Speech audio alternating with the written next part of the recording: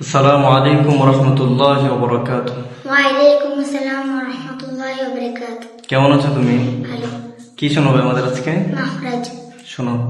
মাখরাজ হরফ জন্মস্থানকে মাখরাজ বলে। আরবি হরফ 19টি, মাখরাজ 17টি। 1 নম্বর মাখরাজ হলকের শুরু হইতে হামজা হা। 2 নম্বর মাখরাজ হলকের মধ্যখান হইতে আইন হা। 3 নম্বর মাখরাজ হলকের শেষ হইতে আইন হ। 4 নম্বর মাখরাজ জিহ্বার গুড়া তাল বরাবর উপরের তালের সঙ্গে লাগিয়া 2 নক্তাওয়ালা কফ। 5 নম্বর মাখরাজ জিহ্বার গুড়া থেকে একটু আগে বাড়িয়া তাল বরাবর উপরের তালের সঙ্গে লাগিয়া মধ্যখান পেঁচানো কাফ। 6 নম্বর মাখরাজ জিহ্বার মধ্যখান তাল বরাবর উপরের তালের সঙ্গে লাগিয়া জিম শিন ইয়া।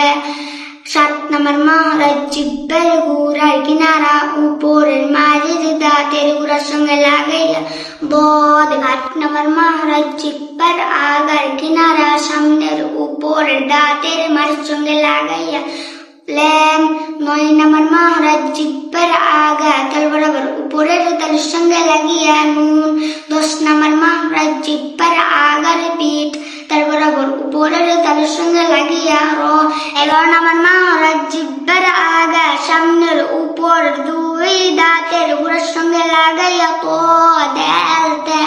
12 নম্বর মাখরাজ জিহ্বার আগা সামনের নিচের 2 দাঁতের আগার দিকে লাগাইয়া সদ সিন জা। 13 নম্বর মাখরাজ জিহ্বার আগা সামনের উপর 2 দাঁতের আগার সঙ্গে লাগাইয়া জ জাল সা। 14 নম্বর মাখরাজ নিচের ঠোঁটের পেট সামনের উপর 2 দাঁতের আগার সঙ্গে লাগাইয়া ফা। 15 নম্বর মাখরাজ 2 ঠোঁট হইতে ওয়াও বা মিম উচ্চারিত হয়।